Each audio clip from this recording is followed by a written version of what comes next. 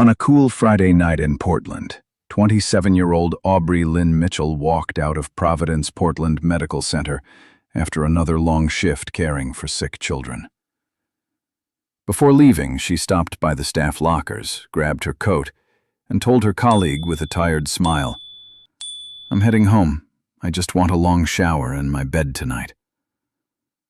Before she left for work earlier that afternoon, she briefly spoke with her roommate, Jasmine, saying she would be back around the usual time and not to wait up. Nothing about her tone or behavior suggested stress, fear, or a sudden change of plans. She lived a careful, predictable life, the kind that didn't involve surprises. Aubrey had a stable job, a small apartment in the Alberta Arts District, and long-term plans to apply for graduate school. Her mother in Spokane was expecting their weekly phone call. Her younger brother Ethan was planning to drop by over the weekend. But by the next morning, Aubrey's car was found parked on a quiet residential street she had no reason to visit. Her purse was still inside. Her hospital ID was still inside. Aubrey was gone. Police initially considered it a voluntary absence, an adult who simply needed space. That assumption cost precious hours. While theories spread, one person's timeline didn't match perfectly, and a quiet hospital technician seemed to avoid every follow-up question. Years later, one microscopic forensic detail, overlooked the first time, would change everything. Stay with this case. Hit like, follow, and comment below. What's your first instinct? Wrong place, wrong time? Or someone who planned it? Aubrey Lynn Mitchell was 27 years old when her routine life in Portland, Oregon was recorded for the last time. She worked full-time as a pediatric respiratory therapist at Providence Portland Medical Center, a profession she had chosen not for prestige, but because she said she wanted to be the person who helped a child breathe on their worst day. She was born and raised in Spokane, Washington, and moved to Portland immediately after completing her clinical training. Her life was built slowly, responsibly, and with clear plans stretched out in front of her, not behind her. She lived in the Northeast Alberta district, a neighborhood known for its artsy cafes, thrift shops, local murals, and quiet, mid-sized apartment buildings. She rented a 2-bedroom unit that she shared with her roommate, Jasmine Delgado.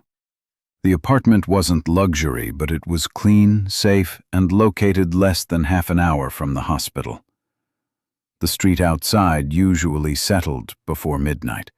Bar traffic was blocks away, and most residents were working adults, young families, or college students.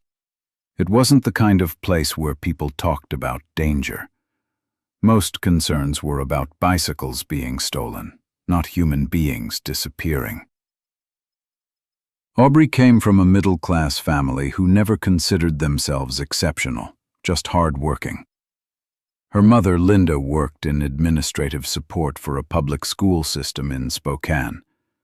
Her father, Robert, was a long-haul truck driver who spent days or weeks on the road. The two divorced in 2010, and although the split wasn't dramatic, it left the family spread across 2 states. Aubrey didn't complain about it. She stayed close to both, but it was her younger brother, Ethan, who became her closest emotional link. He moved to Portland 2 years after she did, telling friends he missed his sister and wanted to start over somewhere new. Aubrey's work schedule followed the pattern of many medical professionals: rotating shifts, long nights, and short weekends. She typically worked 3 to 4 shifts per week, each lasting 10 to 12 hours. When off duty, she stayed home, hit the gym, or went hiking on nearby trails. One coworker, Dr. Ryan Patel, later said, "She wasn't the type who needed the spotlight. She didn't pretend to be a hero. She just worked, did her job right, and went home. She rarely missed a shift. She didn't call out sick unless she absolutely had to. When a coworker asked once about her social life, she laughed and said she was too tired to have one. People described her as calm, thoughtful, and consistent. If she felt overwhelmed, she didn't show it through emotional outbursts or impulsive behavior. She was introverted but not socially distant, just careful with her energy. At home, she followed a simple routine. Wake up early, coffee, light breakfast, drive to work, clock in, complete her shift, shower, eat something small, and watch a single episode of a show before sleeping. She didn't chase excitement. She wasn't restless or impulsive. Nothing in her life pointed toward disappearance or risk-seeking. Her relationships with family remained active and dependable. She video called her mother every week. She reminded her father to get rest on long drives. She checked on Ethan regularly and offered advice when he struggled with school. She visited Spokane for Thanksgiving and Christmas almost every year. Her mother would later repeat the same line to detectives. She always told someone where she was. Always. That's who she was. Her social circle in Portland was small but steady. Besides Jasmine, she was closest to a few hospital coworkers, especially Dr. Patel and two nurses she occasionally exercised with. She interacted politely with neighbors, but didn't socialize much outside her routine. She wasn't known to hold grudges or get involved in conflicts. Hospital staff later agreed they had never seen her lose her temper. She avoided drama and didn't gossip. In her personal life, she had been dating a man named Caleb Anderson for about 6 months. The relationship had not yet moved into long-term planning, but it wasn't casual in a careless way either. Friends did not notice signs of abuse, fear, or sudden personality changes. Aubrey had mentioned that she was taking it slow because she didn't want to misread emotional compatibility. Before Caleb, she had dated a few people briefly, but no one had left a harmful mark. Financially, she was stable. Her income from the hospital covered rent, bills, food, savings, and student loan payments. She did not accumulate credit card debt. She didn't talk about money stress. She monitored spending through organized spreadsheets. Her goal was to purchase a small condo within 1 or 2 years so she would not have to rent long-term. She told a coworker during lunch, "I just want something that's really mine." She was not saving for a sudden relocation or secret plan. Every sign pointed toward building a future she could see clearly. Technology and social media were not central to her identity. She used Instagram mainly to follow medical accounts, travel pictures, and dog videos. She didn't disclose personal schedules online, rarely posted, and avoided online debates. She streamed shows, listened to medical podcasts, and checked emails. Nothing that suggested risky behavior or contact with strangers. There was no evidence that she participated in hidden private chat rooms or suspicious apps. Her personal history showed no signs of emotional instability or dangerous patterns. She had no history of self-harm, psychiatric hospitalization, substance misuse, or running away. She occasionally drank 1 or 2 glasses with friends, but never alone or excessively. She never used illegal drugs and discouraged others from doing so. Everyone close to her agreed she was not someone who would walk away from her job, family, or life without reason. Her values were simple: responsibility, stability, and planning ahead. She often said she wanted to grow into the future, not escape the present. Her long-term plan was to apply to a graduate program specializing in pediatric pulmonology, buy her own place, and remain near her brother. Not a single record, financial, medical, social, or personal, hinted that she was preparing to leave her life behind. By all available accounts, Aubrey Mitchell was a young woman actively shaping a stable future. Everything about her profile suggested continuity, not disappearance. Progress, not collapse. Planning, not flight. The day Aubrey Mitchell disappeared did not begin with anything unusual. She woke up in her apartment in the Alberta Arts District and followed the same routine she had kept for years. She prepared a simple breakfast she could finish quickly, made a cup of coffee the way she preferred it, checked her work email, and packed her lunch container into her bag. Nothing about her morning indicated a change in her state of mind, her plans, or her priorities. If anything, everything she did reflected someone in full control of her life and schedule. Before leaving her apartment, she spoke briefly with her younger brother Ethan. It was not a serious conversation, not an argument, not a goodbye.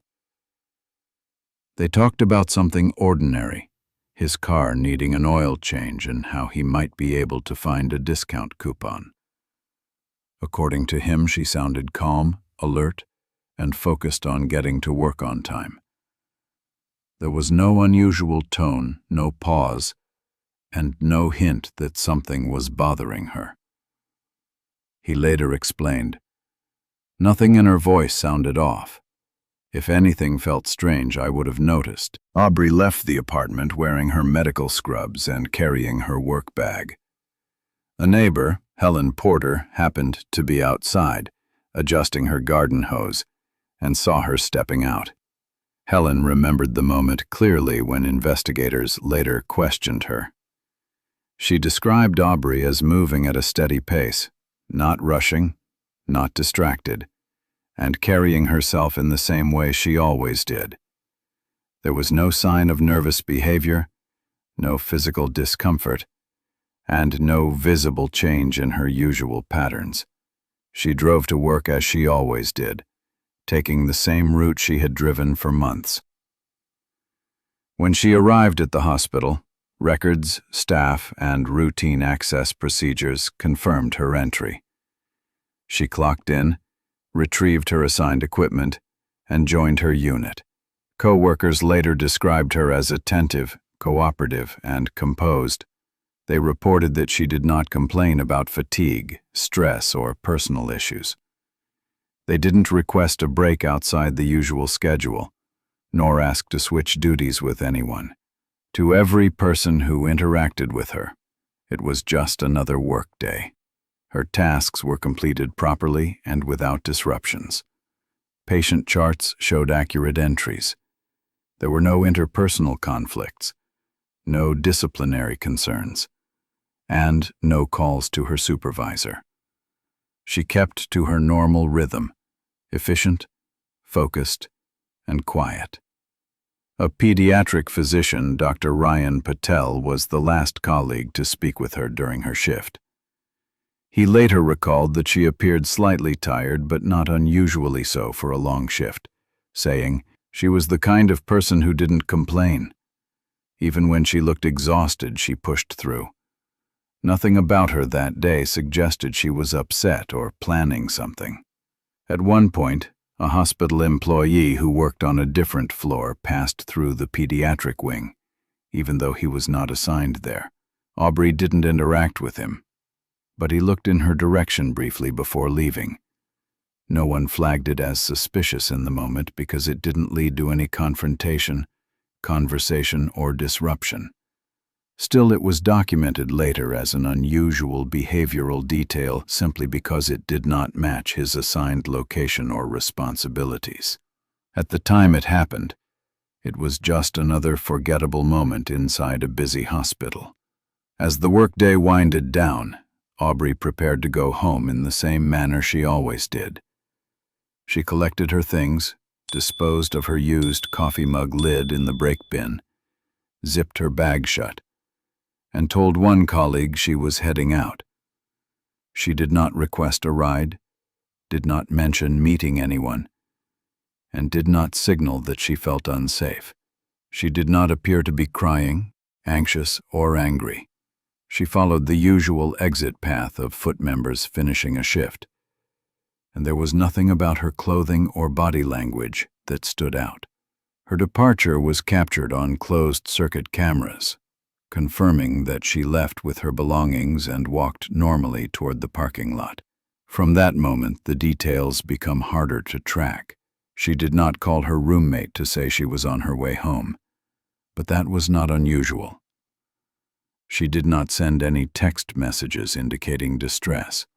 She did not post anything online, check in anywhere, or leave any recorded digital footprint that suggested she had changed her plans. Her phone remained active but quiet. Investigators later determined that her device did not make any outgoing calls that would indicate fear, confusion, or a sudden change of direction. They also found no evidence that she attempted to contact emergency services, friends, or family after leaving the hospital. Her roommate, Jasmine, assumed Aubrey might have stopped to pick up groceries or take a short walk to decompress after a long shift. The two of them were not the type to constantly update each other unless there was a clear plan. Jasmine did not feel alarmed and continued her evening without checking in repeatedly. When investigators later interviewed her, she said she did not see or feel any reason to expect that something had gone wrong. Her boyfriend, Caleb, also later explained that he did not try to contact her that night because it was not scheduled to be one of the days they met in person. They were in an active but relaxed stage of their relationship, and he stated that they respected each other's time and routine. He said he did not notice anything that would make him suspect she might encounter danger, nor did he feel obligated to follow up when she didn't text him back that evening. Because of these normal interpersonal patterns, Aubrey's absence went unnoticed for several hours. No one assumed she was missing, hurt, or in danger. People who cared about her simply believed she was tired, taking a longer break, or had gone somewhere small and familiar. There was no immediate alert, no neighborhood concern, and no instinctive race to locate her. Nothing about the early phase of her disappearance triggered urgency, panic, or suspicion. It was only later, when time had already passed, that this slow and quiet gap became one of the most damaging elements of the entire case. On the night Aubrey disappeared, the first person to feel that something was wrong wasn't a detective or a neighbor. It was the person who knew her routine best in Portland, her roommate, Jasmine Delgado. Their apartment in the Northeast Alberta district wasn't big, but it was predictable. When Aubrey worked a day shift, Jasmine was used to hearing the front door open, keys drop into the ceramic bowl by the entryway, and the soft thud of Aubrey's work bag on the chair. Sometimes there would be a quick, "You up?" from the hallway. Other nights, Aubrey went straight to the shower, then crashed in her room. That night, the apartment stayed quiet. At first, Jasmine didn't think much of it. Aubrey's shifts could run long. A complicated case, a sick child, a late admission. It all could keep her at the hospital. Jasmine scrolled on her phone, finished a design project, put a plate in the sink, and glanced at the clock. Still no sound of keys, no shower, no footsteps down the hall. She sent a short message to Aubrey's phone, something simple.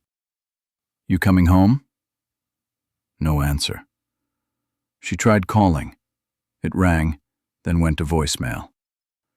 She waited and tried again. Same result.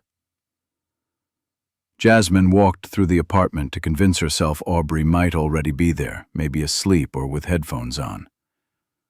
She checked Aubrey's bedroom. Bed still made, pajamas folded at the foot, work shoes missing from their usual spot. The bathroom was dry, The bathroom was dry and unused. The trash hadn't been emptied. Her gym bag still sat by the door. Nothing suggested Aubrey had been home after her shift. That quiet began to feel different. Jasmine told investigators later, it just didn't match her. If she was going to crash at the hospital or go somewhere, she would have said something. Even just a line. At that point, though, she still tried to stay logical. Maybe Aubrey's phone had died. Maybe she'd gone out to grab food with a coworker. Maybe traffic or paperwork had kept her longer than usual. The more Jasmine stacked those maybes up, the less steady they sounded. She moved from checking the rooms to checking who else might know something. She called Aubrey's younger brother, Ethan, in Portland. He hadn't heard from her since earlier in the day. She reached out to Aubrey's mother in Spokane, who was expecting their usual weekend call and hadn't received it. The answer was the same from both of them. No message, no missed call, no explanation. Jasmine then tried Caleb Anderson, the boyfriend. If Aubrey had changed plans, Caleb might have known. He answered, said he hadn't seen her, and claimed they weren't supposed to meet that night. When Jasmine asked if Aubrey had sounded upset or talked about going anywhere different, he told her no, and that she was probably just exhausted and crashed somewhere. By then, Jasmine's worry had moved past inconvenience. The hours since Aubrey's shift ended weren't just a little late anymore. There was a gap that didn't fit with everything everyone knew about her. After going over the same checks and the same questions and getting the same lack of answers, Jasmine did something she had never had to do in all the time she'd lived with Aubrey. She dialed 911.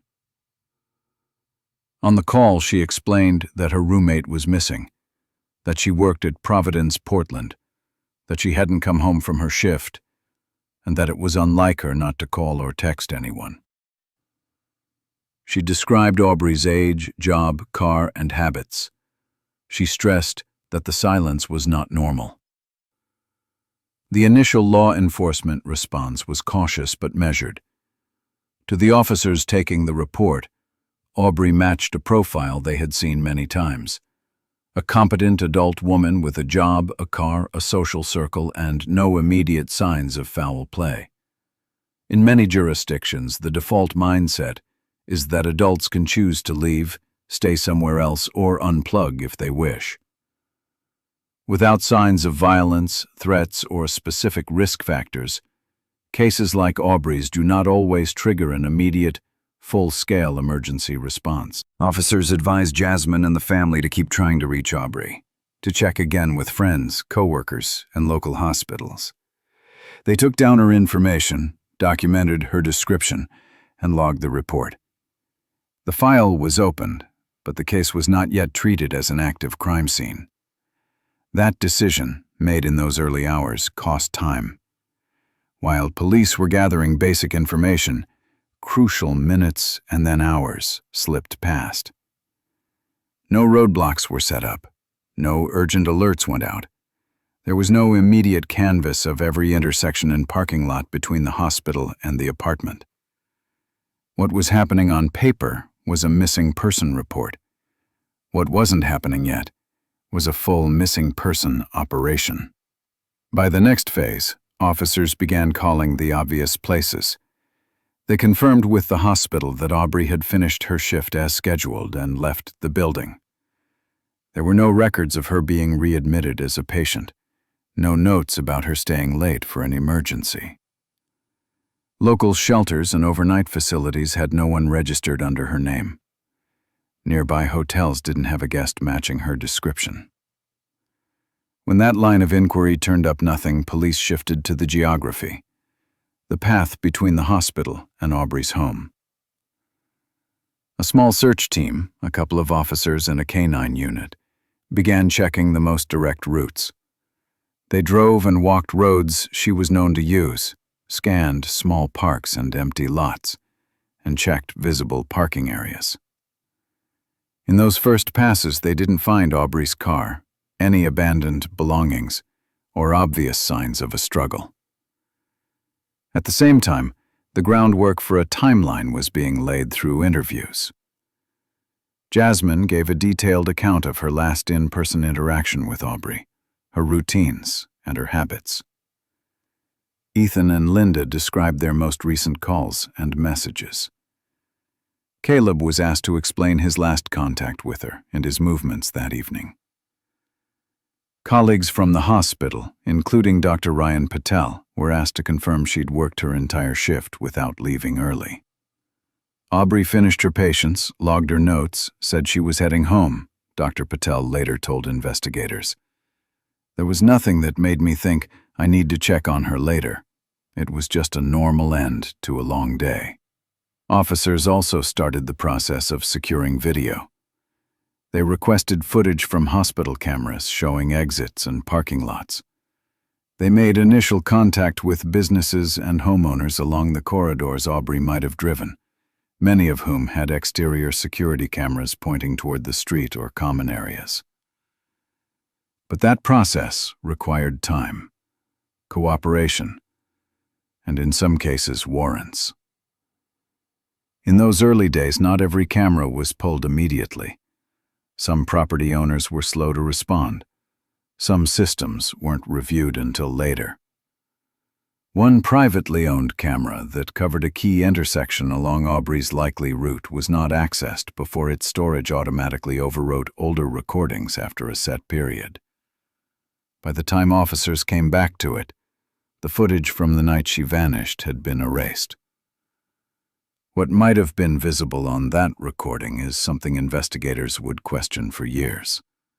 By the end of the first 72 hours, the picture was troubling but incomplete. Police had a missing woman with no criminal history, no known enemies, no evidence of voluntary flight, and no clear trace after she left work. They had a worried roommate, a concerned family, and a boyfriend whose explanations did not fully satisfy everyone who heard them. They had a car that had not yet been located, and a phone that had gone silent. What they did not have was a broken window, a distress call, a credit card binge, or a clear witness describing an abduction or assault. Without those, the case did not yet formally shift into a confirmed crime investigation. It remained in a gray area, serious, documented, and deeply unsettling, but still classified as an adult missing case without proof of what had actually happened. Those choices, and those early gaps, would shape everything that came next. The first concrete lead in the case came when officers located Aubrey's car the following morning, parked along a residential street several miles away from her usual route home. The car was positioned correctly between two driveways, not crooked, not rushed, and with no sign of impact or forced entry. The doors were locked, and the exterior did not show dents, scratches, broken glass, or mud streaks that might suggest a chase or physical struggle. To the public eye, it looked like a car belonging to someone who had simply stepped out for a quick errand. Inside the vehicle, her personal belongings were arranged the same way coworkers described seeing them earlier at the hospital parking lot. Her wallet, ID, spare keys, and work badge were still there, along with the empty lunch container she had carried to work. Nothing was missing except her cell phone, and there was no handwritten note, printed document, or packed clothing that might suggest a planned departure. Investigators later stated that the state of the vehicle made it difficult to argue that Aubrey was preparing to leave her life voluntarily. The missing phone immediately became a priority. Officers were able to confirm that it was powered off or disabled a short time after the end of her shift, but the last signal detected came from a separate location that did not match the residential street where the car was found. A search of lawns, garbage bins, drains, recycling bins, and nearby sheds resulted in nothing connected to her device. Detectives marked this point in the report because it created a gap between where the phone ended its signal and where the car physically stopped, raising the possibility that they were separated by someone other than Aubrey. Close inspection of the area around the vehicle did not reveal drag marks, footprints with defined patterns, or fresh disturbances in the soil or roadside edges. A thin layer of morning dew suggested that the car had been there for several hours, yet no neighbors reported seeing anyone park it. Officers later commented that this was one of the first signs that whoever placed the car there was calm, had time, and did not fear being seen. Patrol units canvassed the street twice but still failed to locate a witness who had watched the vehicle arrive.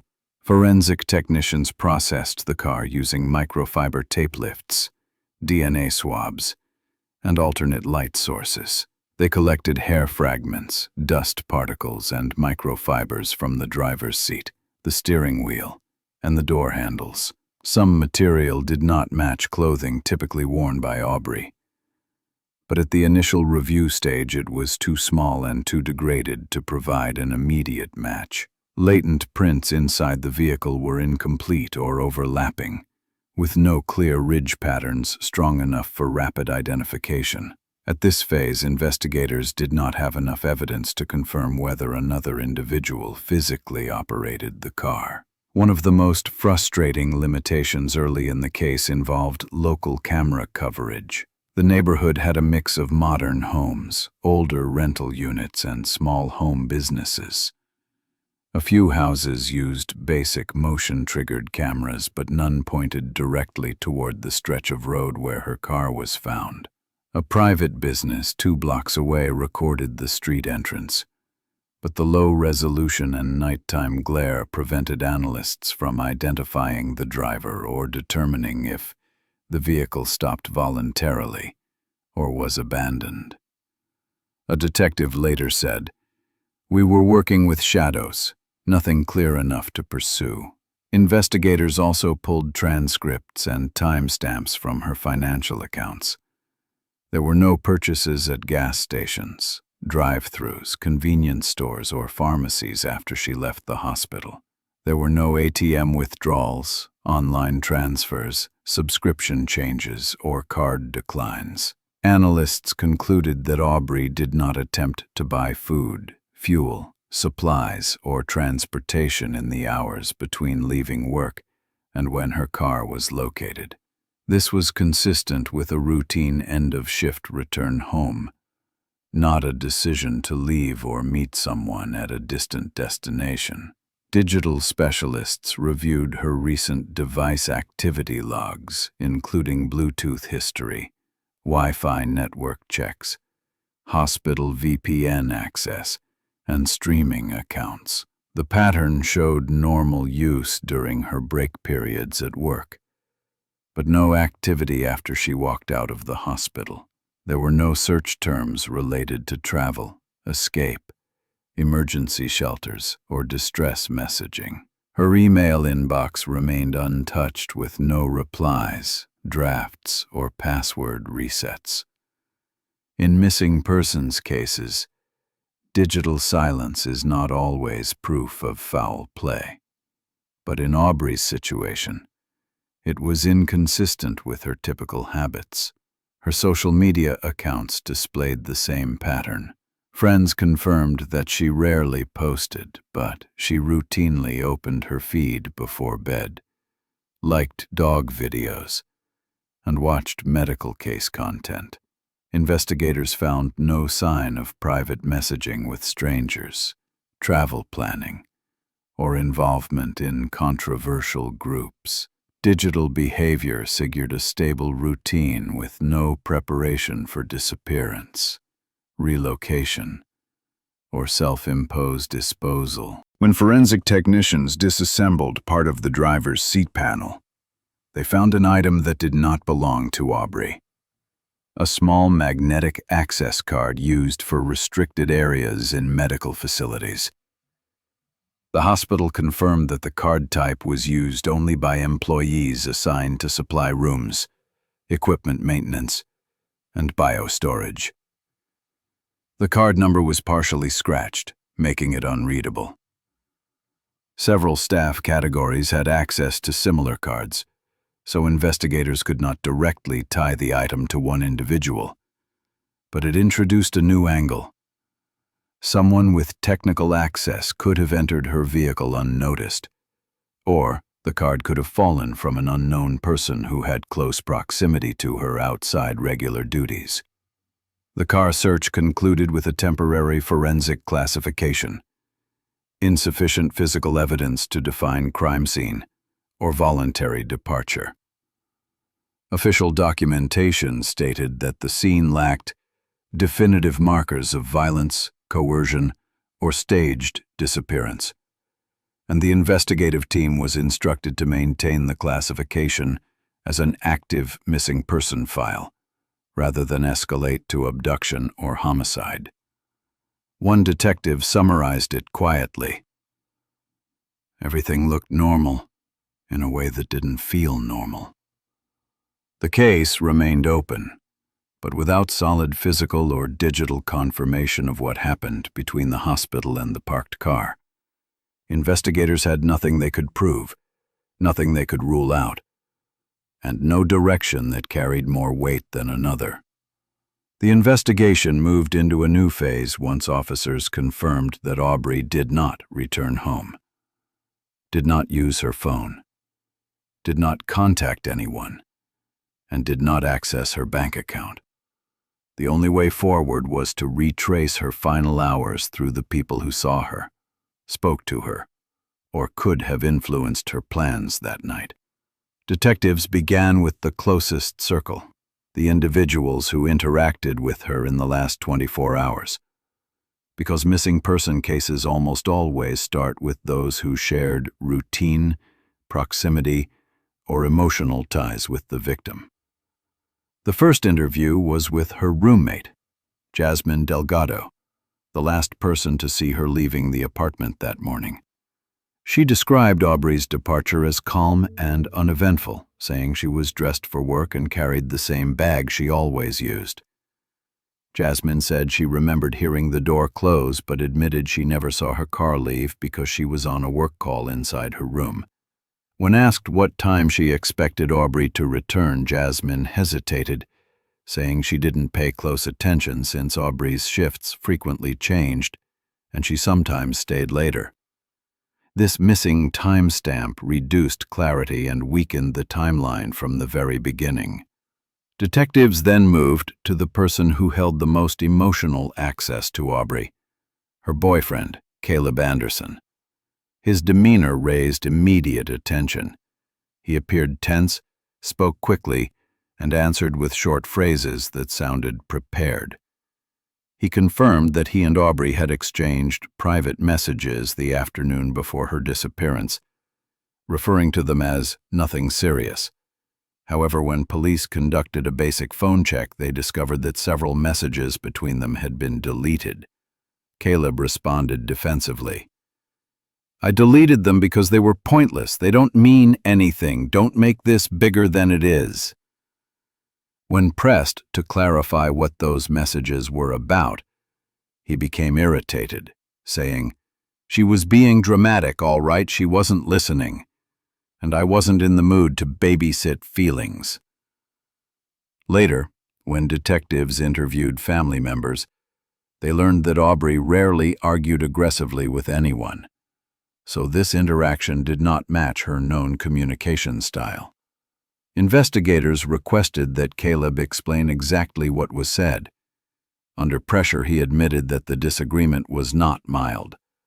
According to him, Aubrey confronted him about deleting old conversations with another woman, accusing him of hiding something. Caleb claimed he felt attacked and reacted harshly. He eventually repeated his own version of the argument. "Aubrey, stop deleting everything like I'm stupid. Why can't you just talk to me like a grown man?" Caleb, "Because you can't handle anything without turning it into a crisis." Aubrey, "I'm asking for honesty, not a fight. Why are you acting like you're guilty?"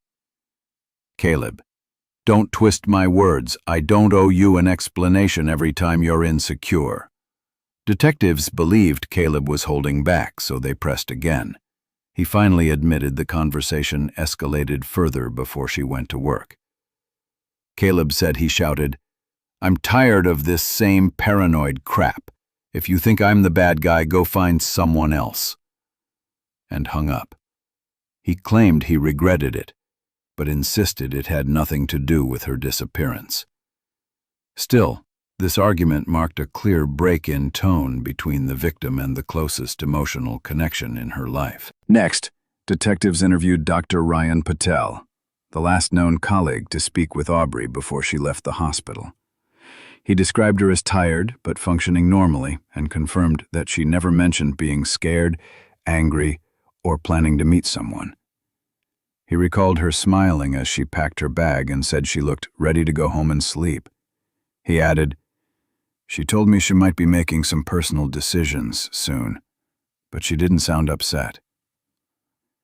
Investigators asked whether she mentioned the argument with Caleb.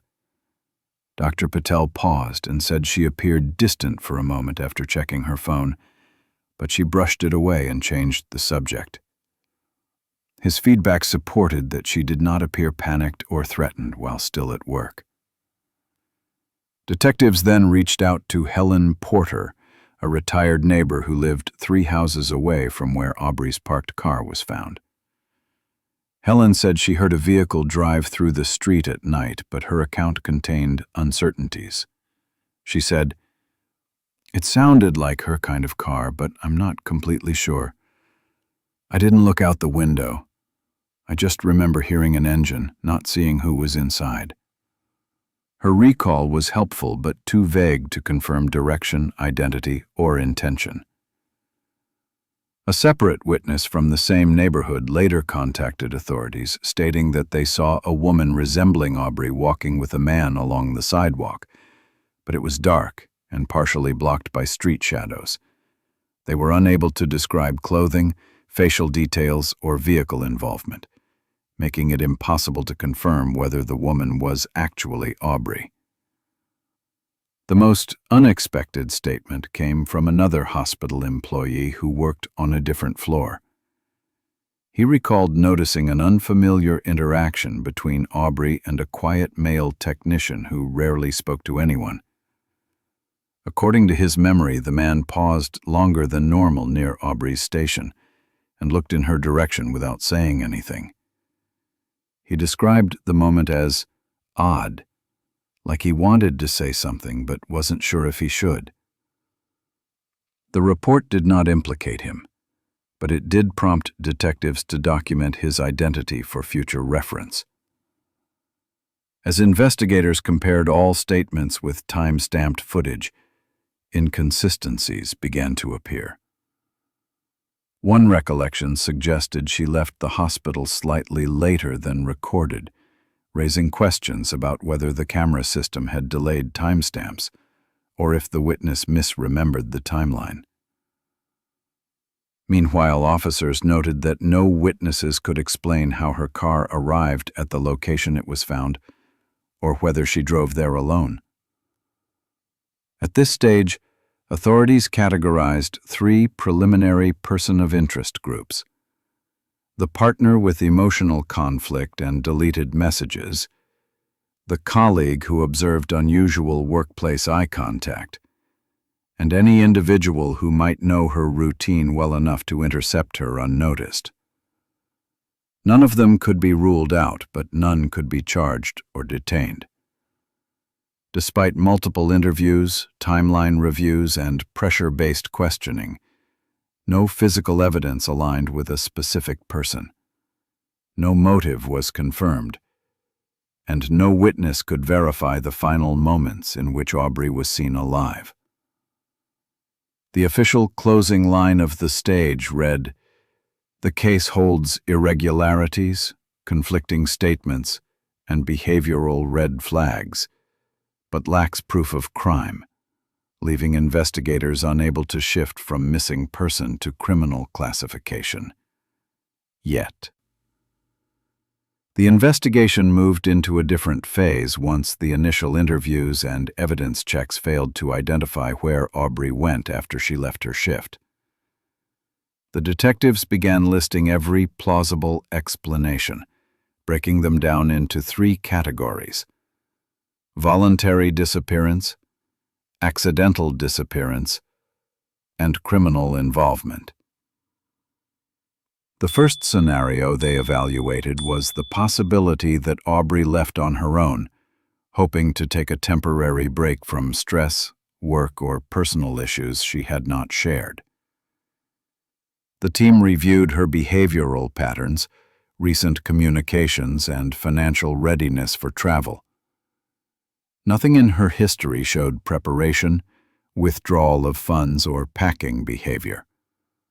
Her wallet, ID card, and bank cards were still inside her car. There was no transaction for gas, lodging, or transportation services.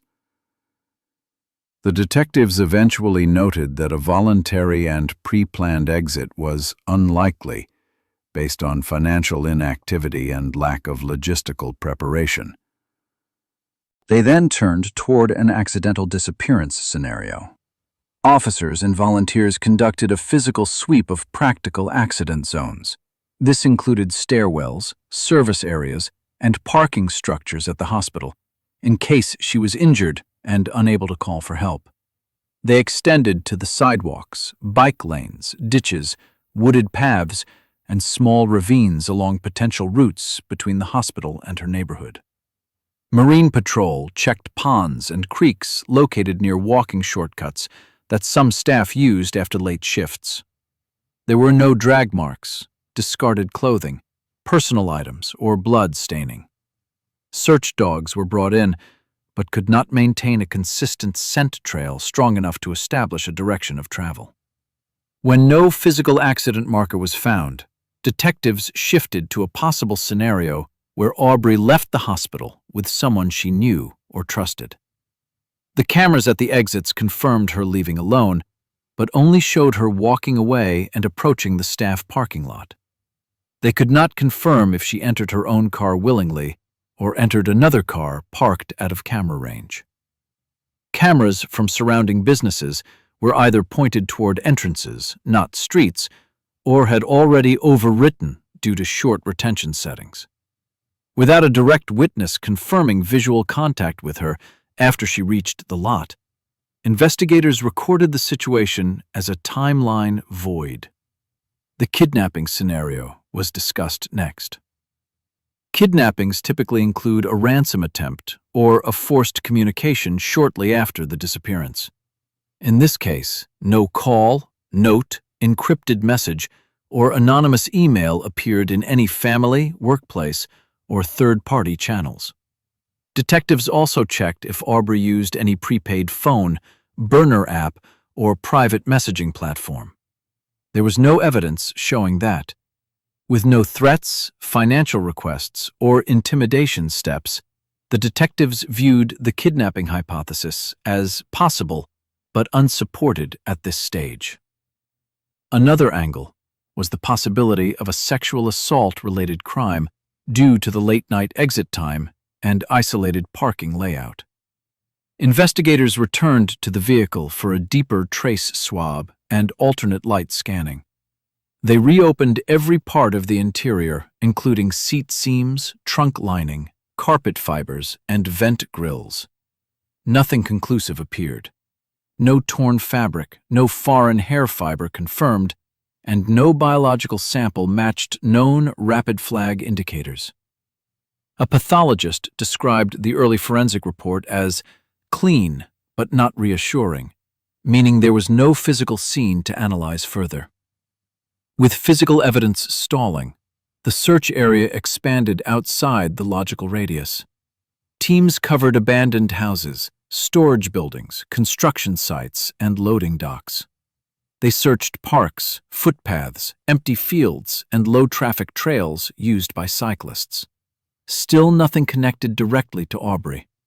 An officer summarized, "The expansion returned no secondary item, no scent consistency, and no third-party reference." At this milestone, the case moved from targeted search to broad area search, which statistically reduces solution rates.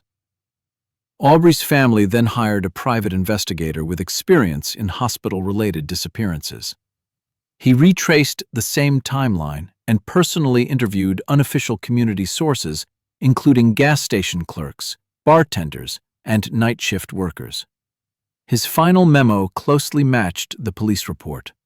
No verified sighting, no confirmed travel companion, and no transactional footprint. He mentioned, "We are dealing with someone who either didn't make it far or was removed in a controlled manner." The family also created a small search website and printed posters with 2 photos of Aubrey, her hospital badge picture and a personal photo from a recent hiking trip. These were posted around the hospital, convenience stores, emergency clinics, and apartment complexes. Dozens of tips came in, but nearly all were either mistaken identity or speculative statements.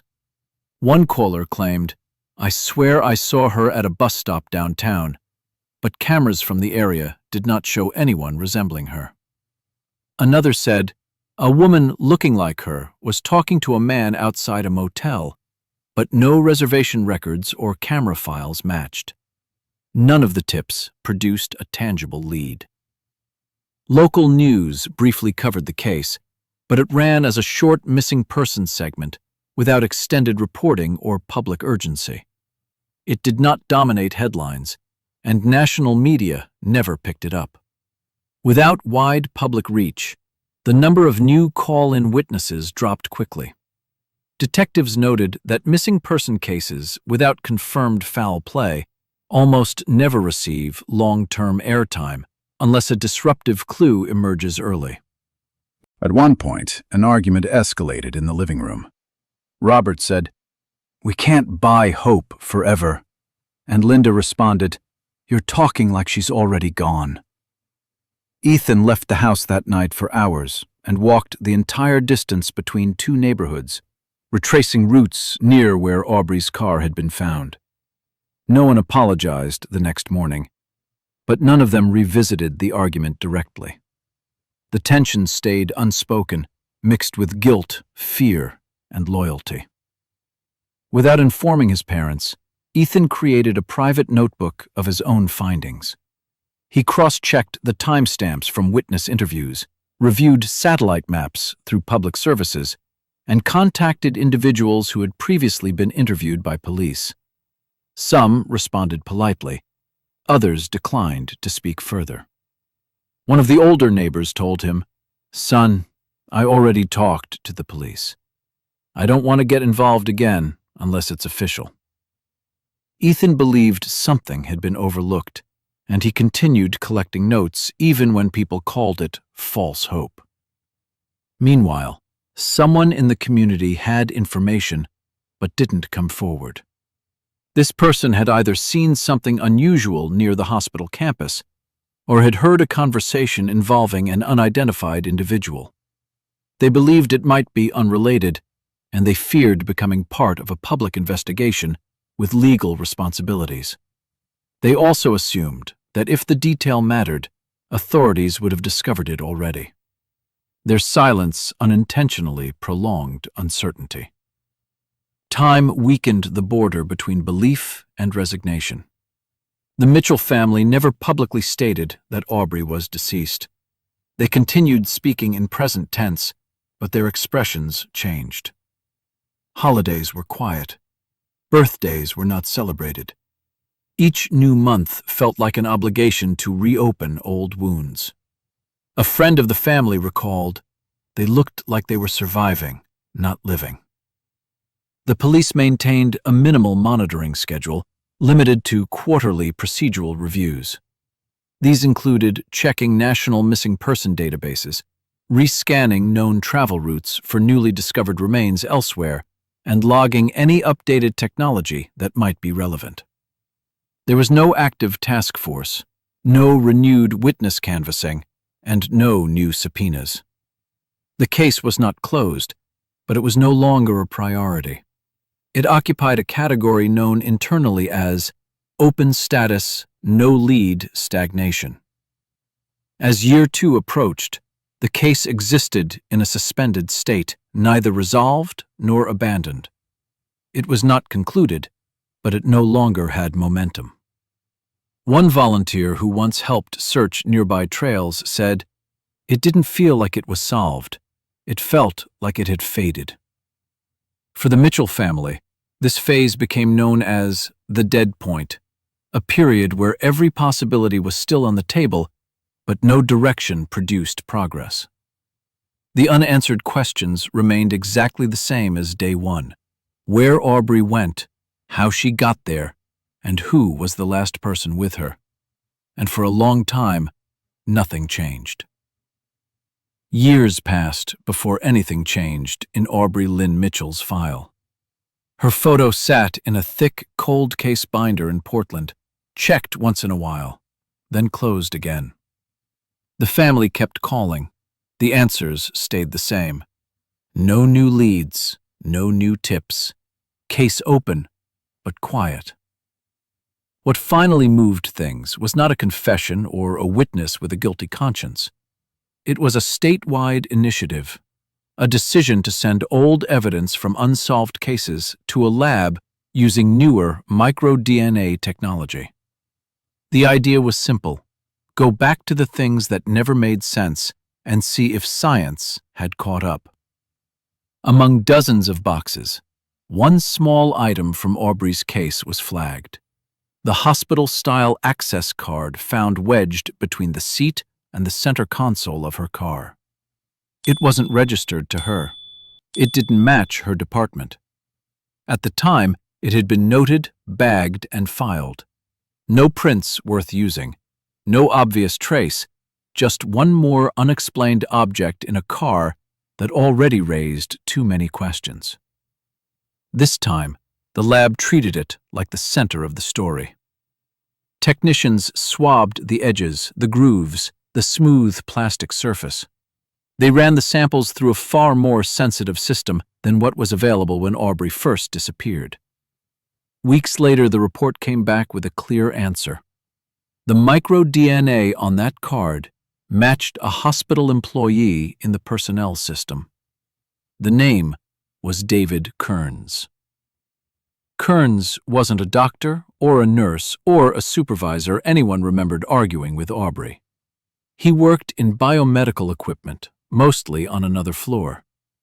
Back in the early days of the investigation, he had been nothing more than a line in a supplemental report, a quiet tech who said he didn't know Aubrey personally and had been down in the mechanical rooms most of the night. At the time, that was enough. There were bigger suspects and closer relationships to look at. Now, his DNA was sitting on a card left inside her car. That single hit was enough for Portland police to move Aubrey's file out of cold storage and put it back on an active board. A new, smaller team was formed, built around fresh eyes and new tools. Leading the review was Detective Michael Hawthorne, a specialist in digital reconstruction and old evidence reanalysis. His job was to treat Aubrey's case not as a ghost story, but as a puzzle that had been assembled wrong the first time. Hawthorne started where the science pointed: the connection between David Kearns, the hospital, and that sedan parked on a residential street Aubrey never used. To understand that, he needed to rewind the entire night. He ordered a full repull of hospital data from the date Aubrey vanished, not just the summaries, but raw door swipe logs, archived security footage, and backup files that had never been thoroughly reviewed because the original team was overwhelmed with more urgent cases. IT staff dug into old servers, pulled tapes from storage, and converted grainy analog clips into digital files that could be enhanced. Pattern by pattern, they reconstructed who had gone where. On paper, Kearns had always claimed he'd been working downstairs, fixing a stubborn ventilator and checking other equipment. In his original statement, he said, "I don't think I even left my floor that evening. I might have grabbed coffee, but that's it." That had sounded harmless years ago. Now, when Hawthorne compared that line to the newly processed access logs, it didn't hold. The data showed Kern's badge being used near Aubrey's department that night, close to the end of her shift. Later, it popped up again at an employee entrance near the staff parking lot. Those movements didn't match the story he had told. As the new team quietly dug, word spread inside the hospital that Aubrey's case had been reopened. One night shift employee, who had worked there back then, finally picked up the phone. They had been interviewed once, briefly years ago, but hadn't shared everything they'd seen. They told detectives that, on the night Aubrey disappeared, they remembered glimpsing a male technician walking down a hallway toward the parking area with a woman in scrubs who looked like Aubrey from behind. It had been quick, and it was late. At the time, they'd convinced themselves it was nothing. "I always thought something was off about that night," the employee said. "But I was scared of being wrong and getting dragged into court, so I kept my mouth shut."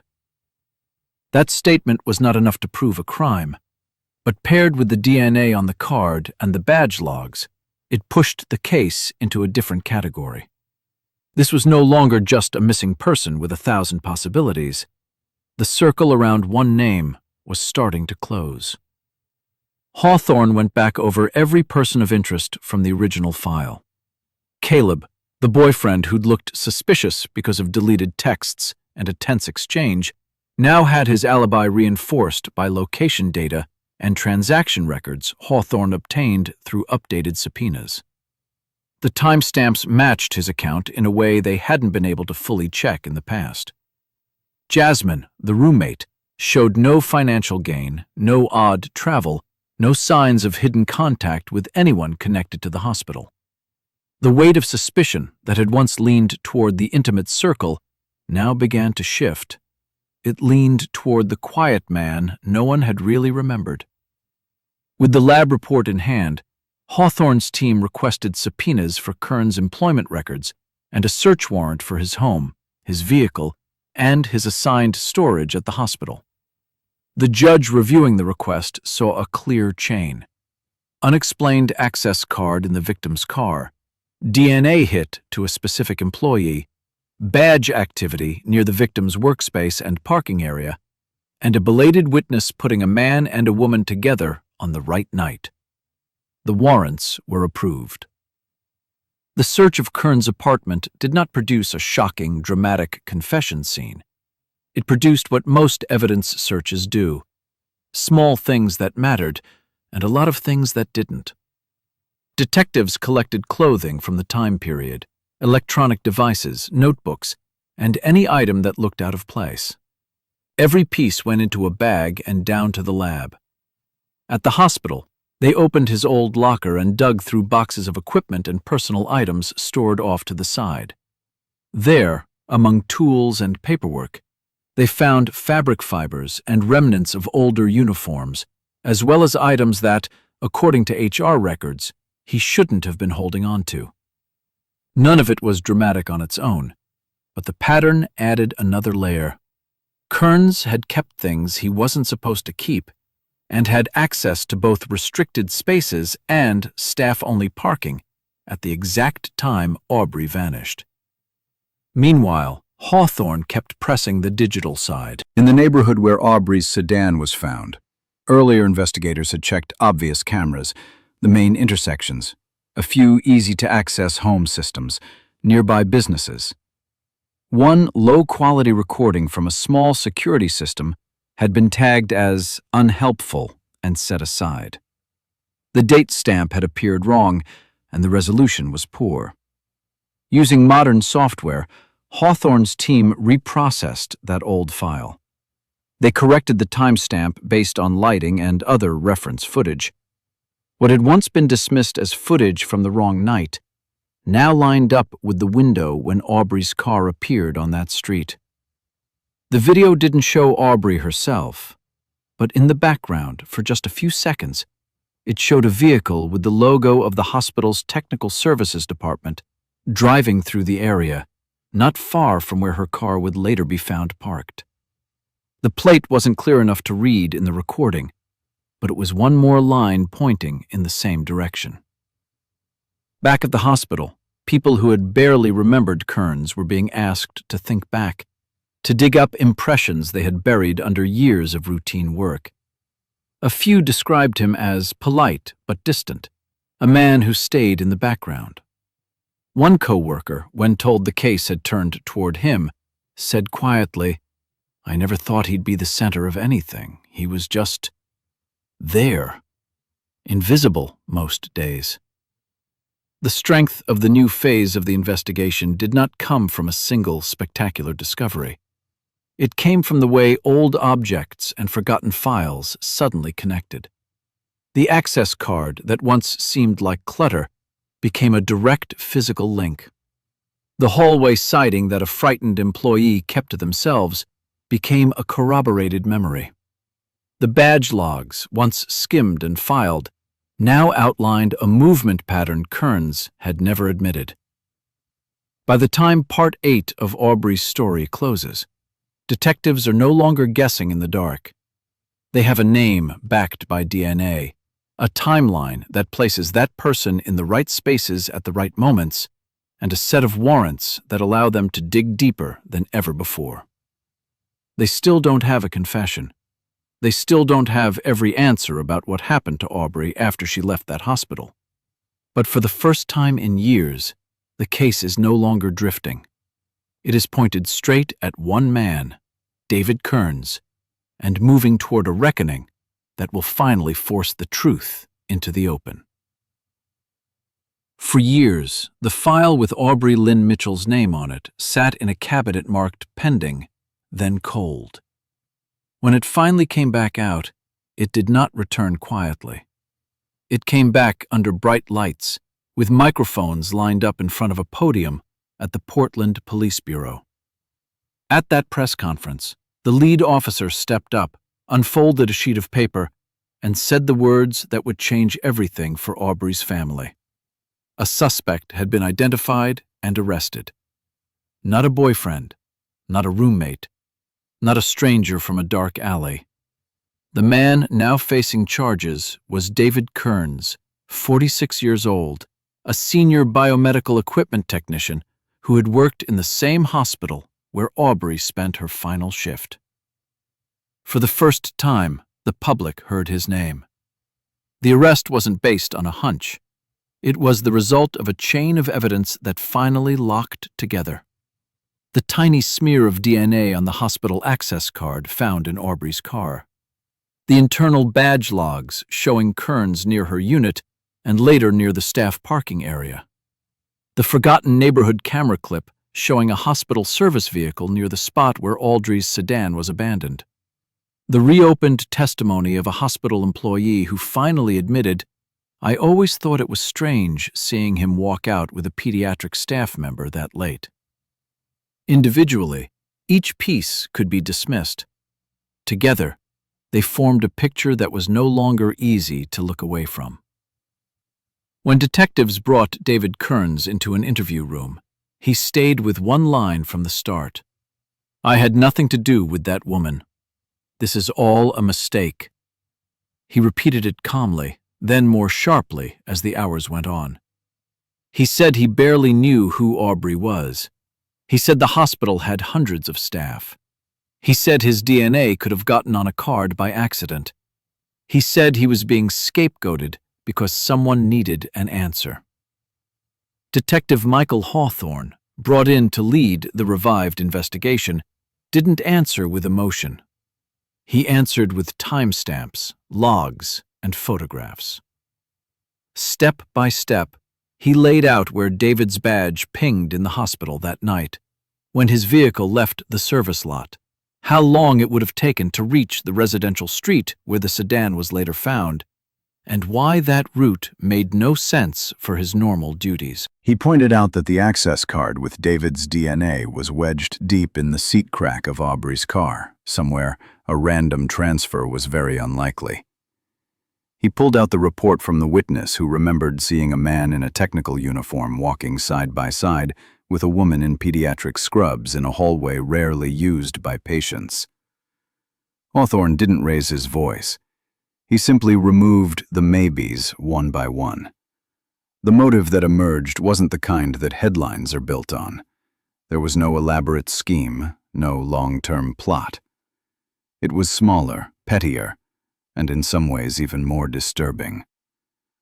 According to the eventual confession, Kearns had developed a quiet fixation on Aubrey over months, watching her pass in the halls, hearing colleagues talk about her dedication, noticing that she was respected, liked, visible, in a way he felt he never was.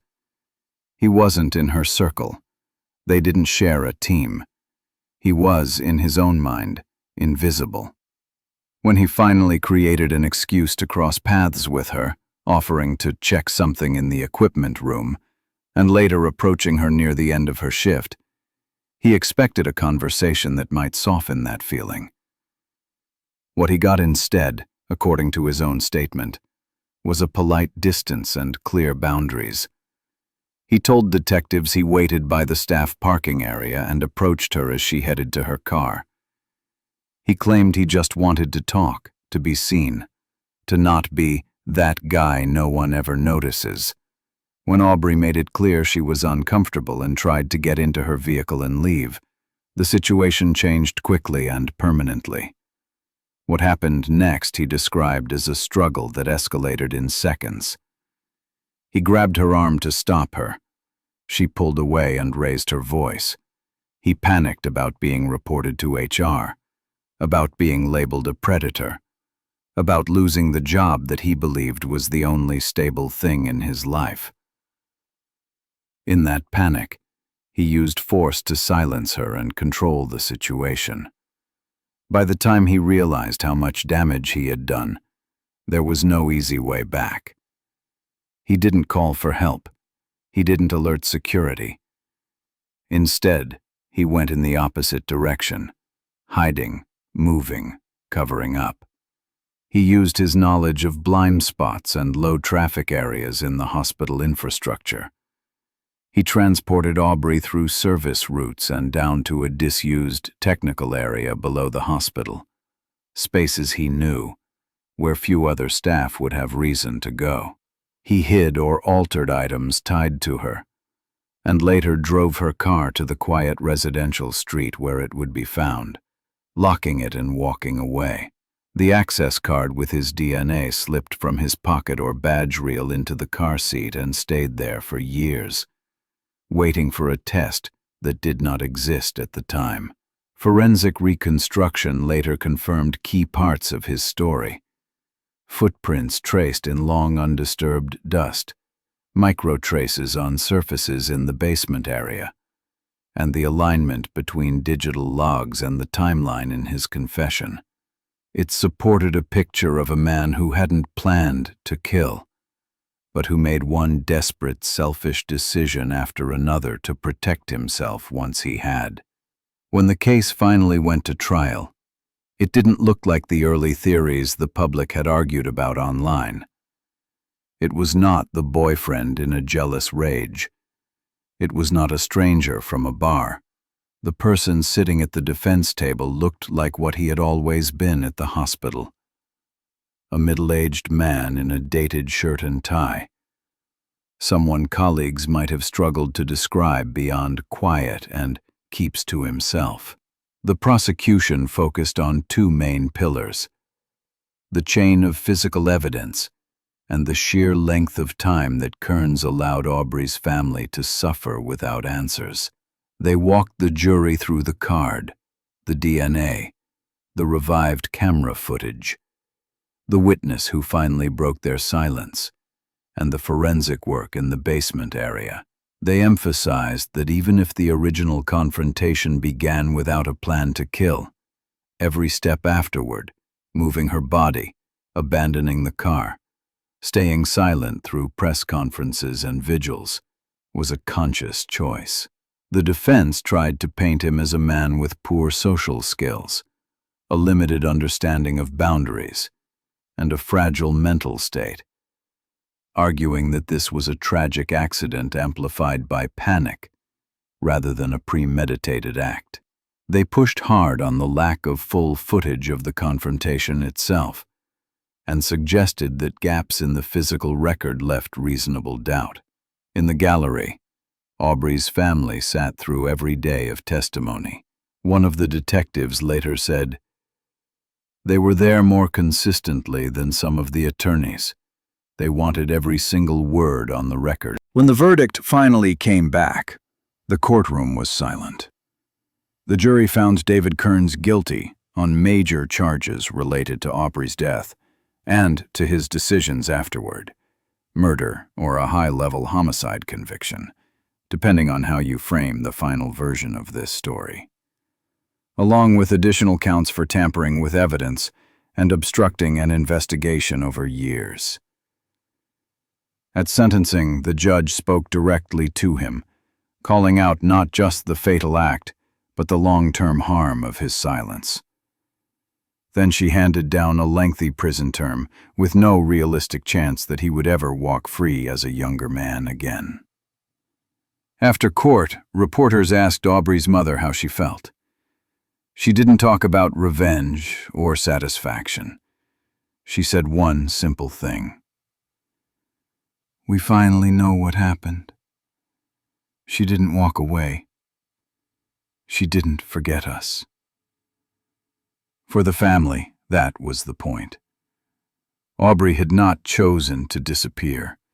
She had not abandoned her life, her patients, or the people who loved her. Someone took that away from her. And for the first time, that truth was written down in a way that could not be erased or argued away. In the months that followed, the Mitchell family chose not to let the story end at the prison gates. They created the Aubrey Foundation for Missing Women, focused on two things Aubrey would have understood: practical help and real tools. The foundation helps fund advanced forensic testing for cold cases and supports families who are stuck in the same limbo they once lived through. Waiting, guessing, begging for someone to look at the evidence one more time. Detectives now mention her case in training sessions about cold case review. It's used as an example of why small pieces of physical evidence should be preserved, why internal workplace logs can matter years later, and why the quiet, forgettable person in the background cannot be ignored, only because they seem harmless. Aubrey Lynn Mitchell's life ended the night she crossed paths with someone who refused to accept a boundary. But her name now lives in places beyond a dusty file, on a foundation letterhead, in cold case labs, and in the memories of people who never met her, but heard her story, and refused to let it be just another missing person headline. If you've watched or listened all the way to this point, I'd like to hear from you. What do you think about how this case was handled, and about the final verdict? Do you feel justice was done? Tell me your thoughts in the comments. And if you want more in-depth true crime stories like this one, don't forget to like this video, subscribe to the channel, and turn on notifications so you don't miss the next case.